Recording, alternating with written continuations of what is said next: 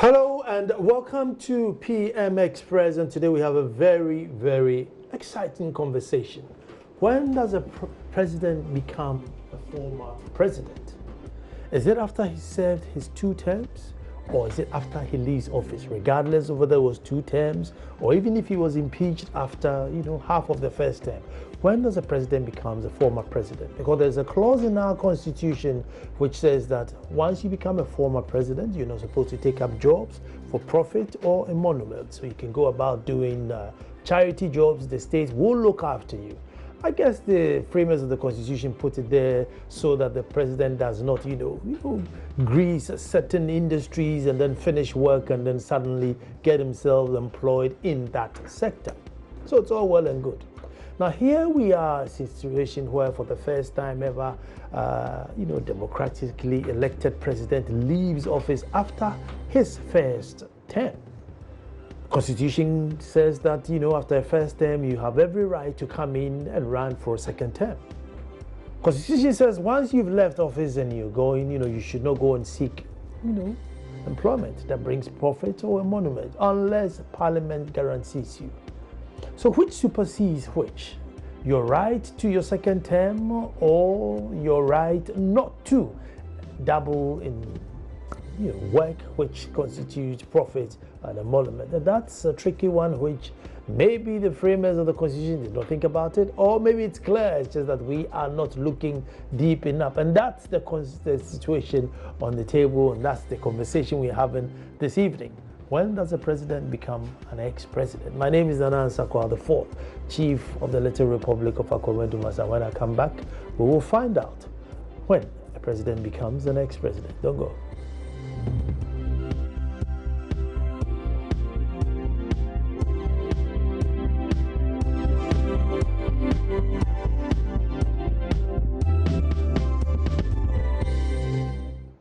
Well, with me in studio, he needs no introduction at all, and it's the one and only Kuranchie, publisher of the Daily Searchlight.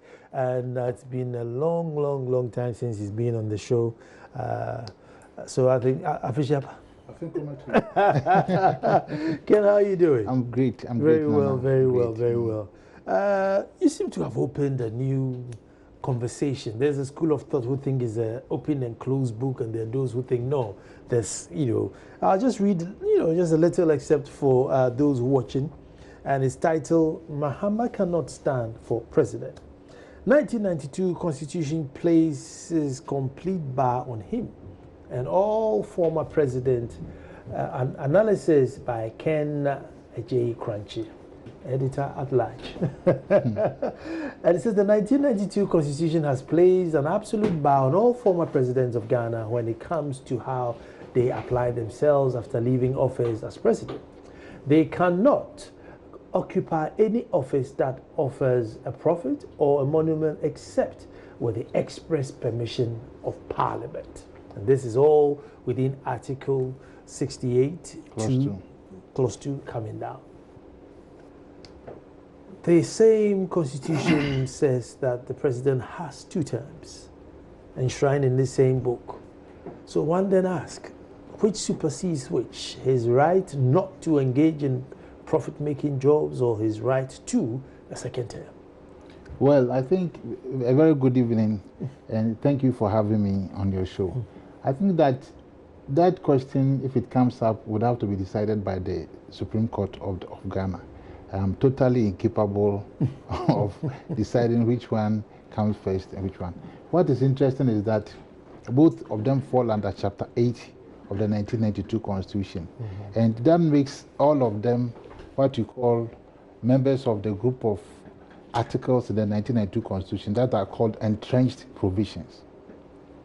Now, if you go to Article 290, you realize that when it comes to amending these entrenched provisions, the conditions are extremely stringent. They are virtually cast in stone. So these are provisions that would all of us need to bring very serious considerations to. The people who promulgated these articles really meant them not to be dabbled with, not to be played with. Now, you ask a very interesting question. When does a former president becomes a former president. There are many scenarios. Let's take the case of the late John Evans Atta Mills, former president. If he had resigned or stepped down because of sickness and not died, he would have qualified as a former president and would have gone home on his conditions.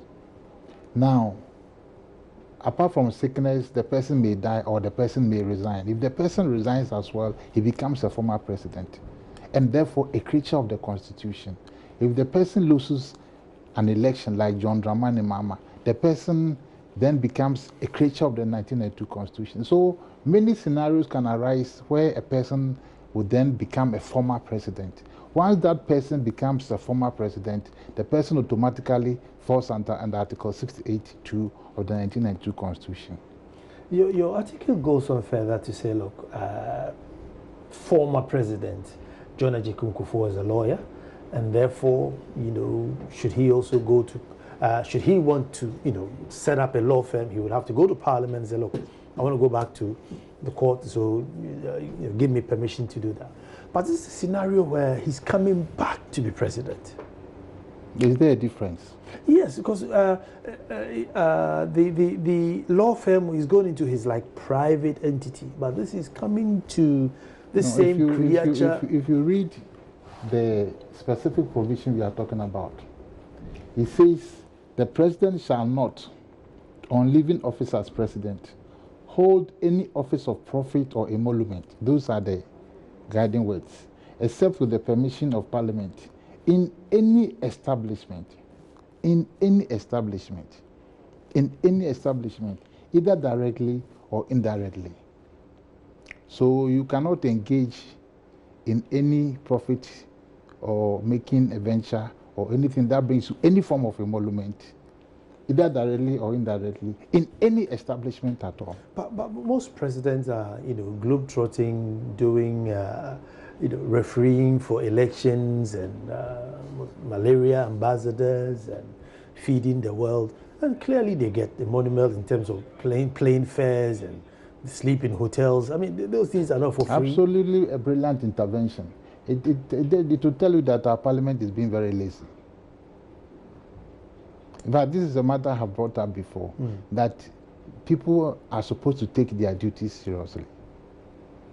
Former President Rawlings left the presidency at in my opinion, a very young age. He was not yet, I think, early 60 or less than 60 when he left the presidency. Any proactive parliament would have invited him, particularly given Article 68 Clause 2, and said, what do you intend to do? And worked with him in his resettlement, in finding out, because he can contribute meaningfully, socially and economically, to our development still. He had this malaria program that he was doing internally. There's a lot that people like Rawlings, people like former President Kufuor can contribute to our society. So I think that what I can say with respect to that is that our parliament has been a bit remiss in not inviting these people. But they have the power. You see, once you become a former president, you fall under the control of Parliament. They might not know it, they might know it and might have decided not to, for any number of reasons, not to apply this particular clause. But the fact of the matter is that former presidents in our country belong to Parliament. You see, between 12 midnight on 6th of January 2013 and the morning when the next president was sworn, as soon as President Mahama left office on that day, he became a creature that was owned 100% lock, stock and barrel by the parliament of this country. And he cannot do anything without consulting parliament of this country. But you tend to find most presidents, anyway, always, globetrotting, doing peace work, and well, maybe, I don't know, maybe, are we to assume maybe it's with the permission of their parliaments? No, this is our law. This is our law. I don't know about the laws of other countries. This is a matter of law for the people of this country. It's a constitutional requirement. So I don't know what happens, what pertains in Britain, what pertains in the United States and other jurisdictions. With Ghana, I know that we have Article 60 clause 2. And I'm not a lawyer, I'm just a layman. But really, I think my conclusion that our former presidents now become, in terms of status, they become creatures of parliament. It will hold true if you ask anybody. Are you going to sue them all because they're all breaking the law? No. At least raising the point on such an important platform counts a lot. I think that, you see, when people are given a duty to perform, they ought to take the duty seriously.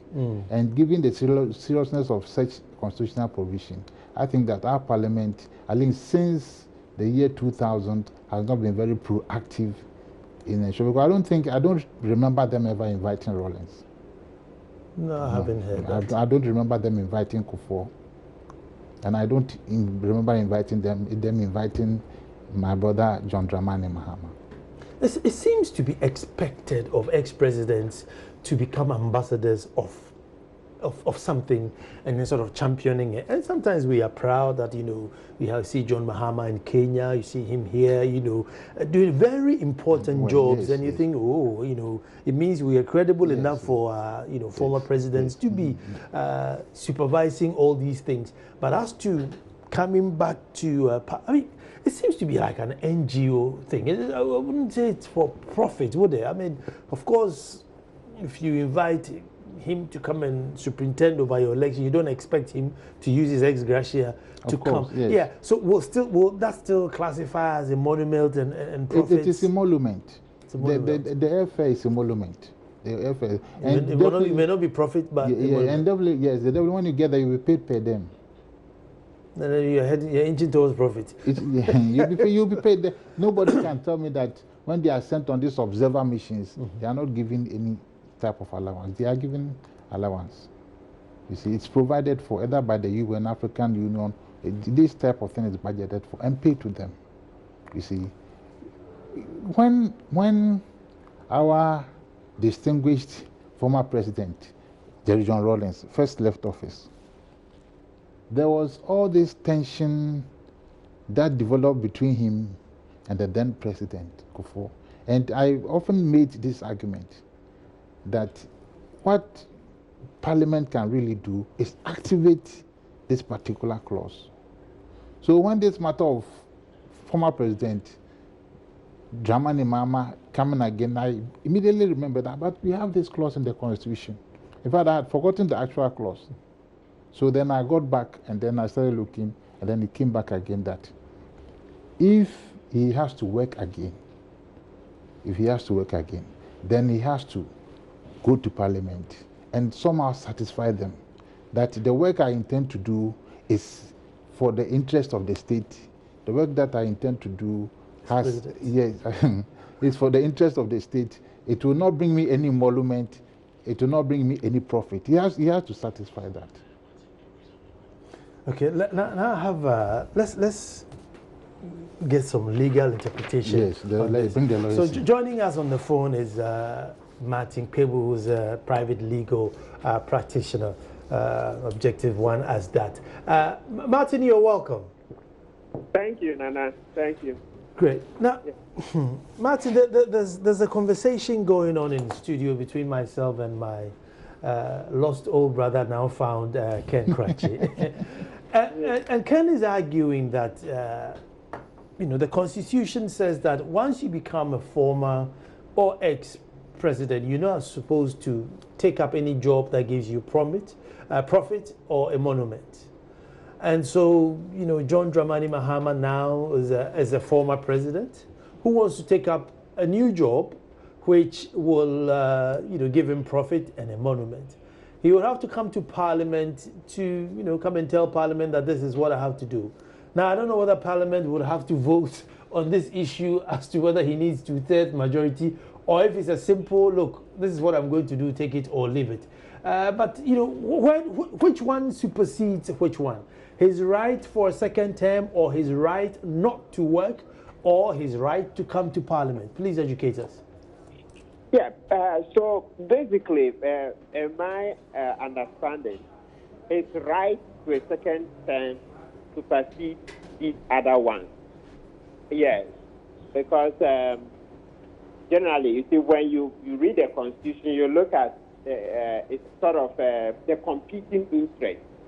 There is a compelling interest for our democracy, for its right for a second term to be respected, okay, by our constitution, than to say the fact that the second term will lead to, assuming he wins, it will lead to an office of emolument, and as such, that consideration should prevent him from running. No, we don't interpret the constitution in such a way. Okay, so in other words, we cite, there's a principle of interpretation that you interpret the constitution in a manner to give effect to all parts of it. So, it's granted that he can run a second term, that he can run. When it comes to the emolument, it's simple. He would not be allowed to draw that pension and at the same time draw his monthly salary if he's in office. So you see that by doing that would have given effect to both parts. So that is to say, he got the opportunity to run, and then he's taking emolument only as president, or he will elect to take emolument of the office of the former president. So you see that you haven't done violence to the constitution. But definitely, without blinking, I mean, there's no way that you interpret the constitution to take away that right to run a second term. Council, are we saying that if we wake up tomorrow and, just by, the Accra Mall, a big mall is coming up, Dramani Supermarket, and you go there and, the former president is there, he's the manager, is he allowed to do that? No, he's not. But that's also work, isn't it? No, but the presidency, you see that the constitution provides that a person can serve as president for 2 terms. Okay? Mm-hmm. So within that provision, you see that there is a right if he wants to, and another if he participates in an election and he wins, he must be afforded that second chance. But I think sorry to interject, but Ken was saying that after 7th January, when you swear in the new president, you are no more the president. You're finished. You're gone. Now you're a former. So everything applies to you is the former rules. But you were saying that once you become president, you're sort of president until you have finished your term, regardless of whether there was a break or not. No, what I'm saying is that he has an opportunity, or let's say right, if you're using the word right in this context. Yes, that's a right to office and to govern for 2 terms. So there's no way that you read the constitution any other way to take away that right. So this is a classic example of the situation in which we say that analogies can blur the argument. So as you stated, you cannot go and set up GM supermarket and start working. No. But such an example would not fit in the circumstances of this case. Would he have to come to Parliament and tell Parliament that, listen, as a former president, look, I'm running as a president again. So if you see me running, or if you see me earning profit or emolument as a president, I've informed you. That particular one, because I haven't had the opportunity to examine the constitution. I don't have one here immediately. I wish I could go into my car. I think I'll reserve judgment on it. But bottom line there, Nana, to the extent, you see, when we are considering these things, you look at it's a balancing act. It's a balancing act. But what stands tall in this situation is the right to run, for a certain time. That is so clear that there should be no impediment, and indeed there can be no impediments to it. So you don't do anything that will have the opportunity of scattering it. So in this way, I wouldn't say that Parliament has to approve. No. If that were to happen, it means that if Parliament were to disapprove, then it means it cannot run. Okay. So that would also result in the same thing that somebody is taking away that right. To be clear, he has the right to run. It is not subject to any other impediment that will take it away. Well, let's look at this impediment in Article 68, Clause 2. It says, the president shall not, on leaving office as president, hold any office of profit or emolument, except with the permission of Parliament, in any establishment, either directly or indirectly, other than that of the state. Good. Okay, good. Yes. So good that you read it. That doesn't apply in the context of running for a second term. No. That provision would apply to any other situation, but not a right to run for a second term. No, I don't see that way. Because you see, as I stated, you don't interpret in a way that would subject this right to somebody's discretion. And as soon as the person refuses, then there will be a period. So in the circumstance of this case, this will be one of the cases where the parliamentary issue will not come up at all. In my reasonable understanding of the Constitution, what you've read is administration of any other office of emolument, you see, being basically to seek profit. But you see that the presidency is not an office where you are basically there to seek profit. No. In actual fact, how much does the president earn? There are lots of chief executives in Ghana who earn more than the president. You see, and lots of businessmen. So the office, that's when we are talking about what the president earns on paper. Of course, I'm not naive. I know that in practice, what the office brings is a lot more. But we are talking about on paper, that emolument. Yes, okay. Yes, so as I stated, it would not apply because the danger is that as soon as you do this, so if Parliament were to say no, we don't think you should run, then you see where we'll be headed for. So in this particular case, I don't think the right to run is one of those ones that the 68(2) contemplates. No. The right to run is separately catered for, and so it stands by itself. Apart from that, if he wanted to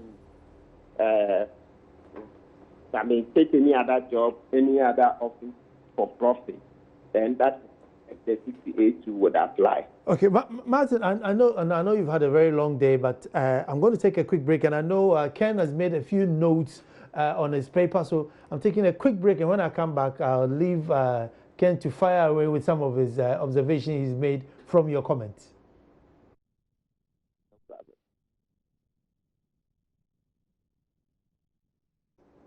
Well, thank you very much for staying. When is the president and ex-president coming into the studio? Ken, you were listening to Martin's submissions. I mean, what are your observations? Well, the first point, first and foremost, let me say a very good evening to Mr. Martin Pigbu. This is a very distinguished man of law. I think he's won 2 or 3 landmark cases. No billable offense. Land cases. It's a great man. It's a privilege to be in the studio for him to be on the phone. It's really a pleasure. The first point I wish to make is that, or I wish to note, is that the former president does not have an accrued right to a second term. You see, we may give him a second term or not give him a second term. It's conditional. You see, so it's not as if this is something that he has and something that he must be given. A right enshrined. Yes. Second term right. Yes. So that thing does not come up at all. Now, secondly, so I think he has the right to stand back, not the right to win or not the right to be. Yes. So he cannot go to court and demand that I be made the president, that this is a right I have. You see, he can demand to be given the opportunity, but that I have a second term, I think he cannot demand that. The second thing I wish to note is that, because I can only note, I'm not in a position to debate this very senior man. The second thing I wish to bring on board is that we ought to take this thing step by step. What is the current lawful situation of the former President Dramani Mahama today? What is his position? As whether he's a former... No, what is his position today, now? Well, we were joking that now his ex, after his second term, he becomes former. Yes, so but he is a former president today. If he's a former president, then he is subject to Article 68(2), exclusive of any other thing. Let me pause just for that. Hello, Martin. Yes. The debate now is when is a former president a former president? At what time? Oh, so for each, once he left office, even assuming he didn't win the 2012 election, even for the 6 months or 5 months that he served out as a new term, he was a former president. So it doesn't have to be 2 full terms or 1 full term. For any period, even if it's 1 day of it, he will be classified as a former president. So Ken was raising points that there are clauses in the Constitution for former presidents. So, I mean, does it not apply to the former president? And actually, I said Ken was raising, clauses in the Constitution which have been specifically made for former presidents. So, former President Kufuor, former President Rawlings, all fall into this former clauses. Does, Mr. Mahama, fall out of this clause? I'm not altogether clear about the way that argument was developed. I don't know, maybe is it possible to summarize it well for people? Yes, okay, I'll get Ken to come in. Yeah. Council, good evening. Evening. Yes, sir. First of all, let me note again that it's really a pleasure, a privilege indeed to be talking to you. I'm humbled. Yes, sir. You have put it down very well for our democracy. Yes. I mean, I remember this Supreme Court contempt matter. That was a very trying moment. Yes. But, that's very good. From time to time, the democracy has to be nourished with the blood of patriots. Yes, sir. So it's fine. Yes, sir. Yeah. Yes, sir. The point I was making was that we take this thing step by step. My point was that when it was night time on January 6th, 2013, it was time for a president to step down and become a former president.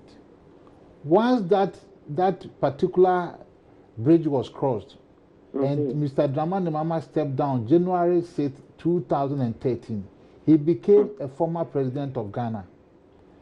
When he became a former president of Ghana, then automatically he fell under Article 68(2) of the 1992 Constitution. Now, for the avoidance of doubt, I would read Article 68(2) again.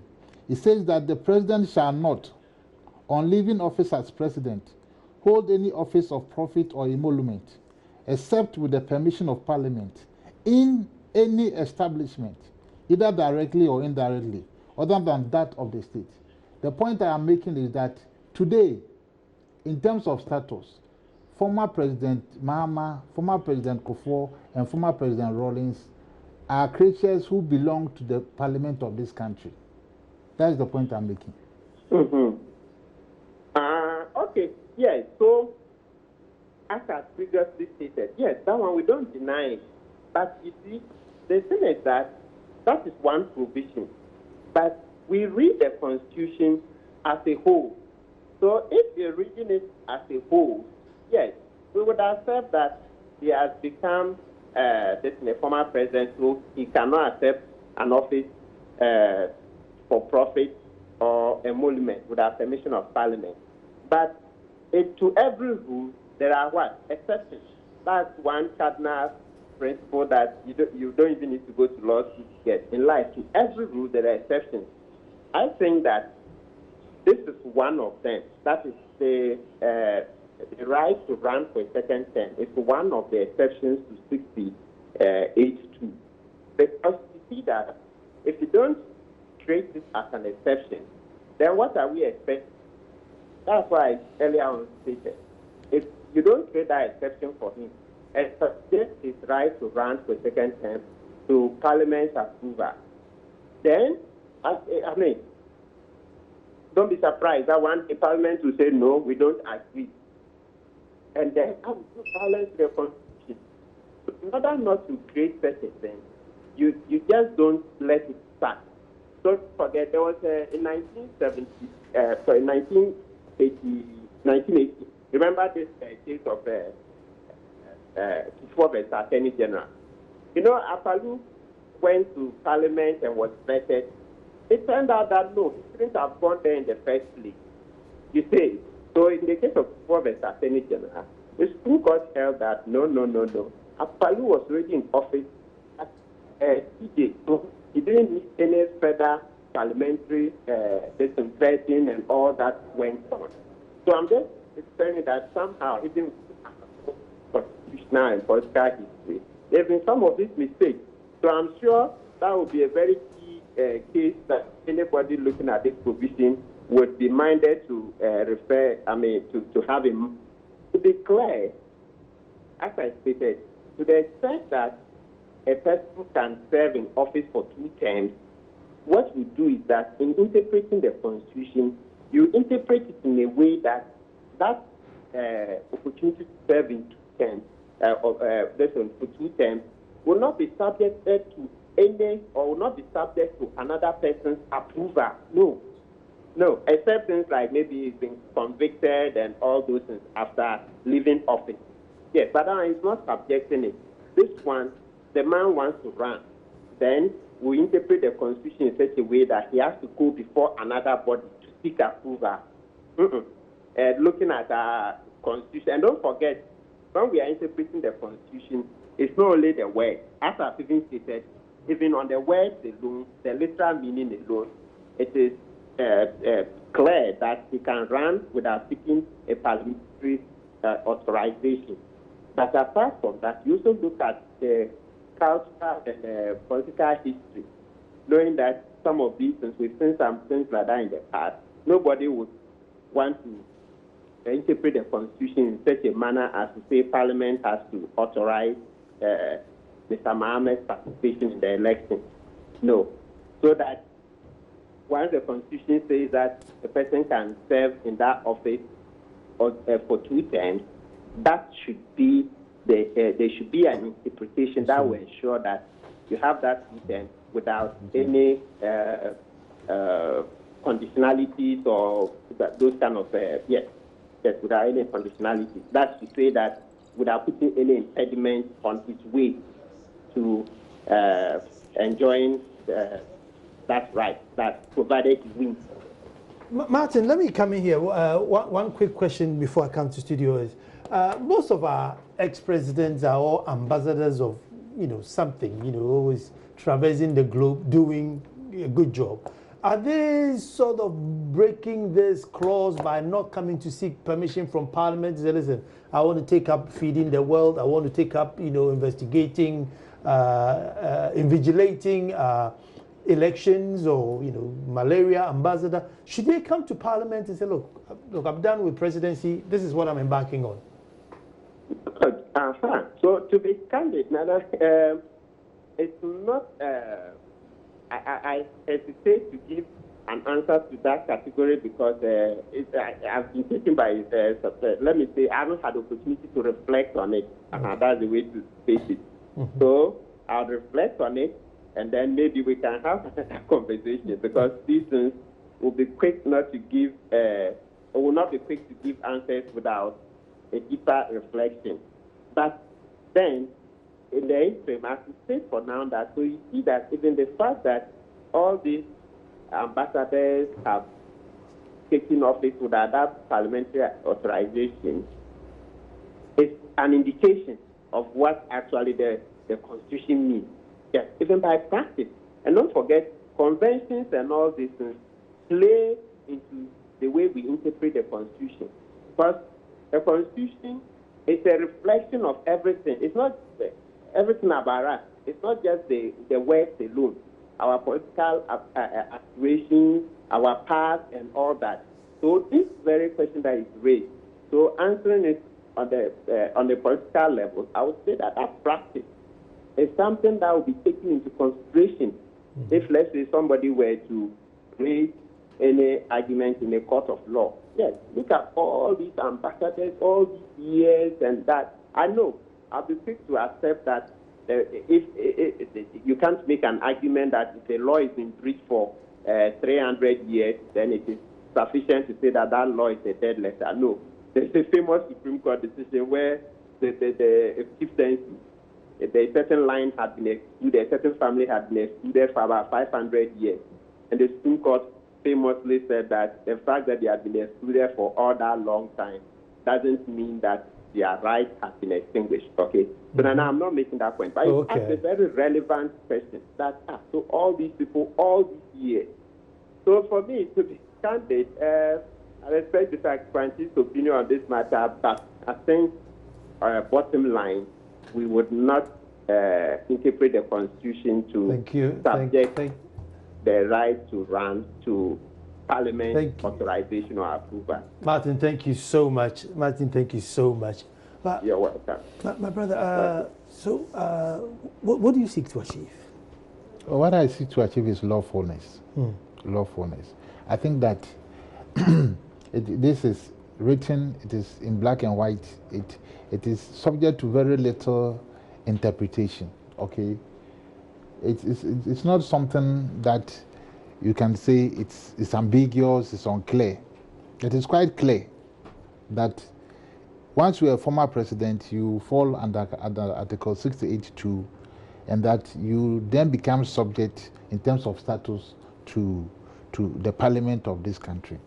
I think that our parliament ought to take up the challenge and begin to ask itself how our former presidents conducting themselves and what they can advise them, what advice they can give to them going forward, and how they conduct themselves.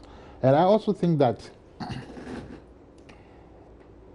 I also think that there was an element of, very unfortunately, an element of wishful thinking on a certain level of assumptions that was brought to the debate that I think really may not be helpful. Well, I have a lawyer who seems to agree with you, Dr. Kwame Ajimai, who's a lawyer, and says, Nana, Ken is making a very good point.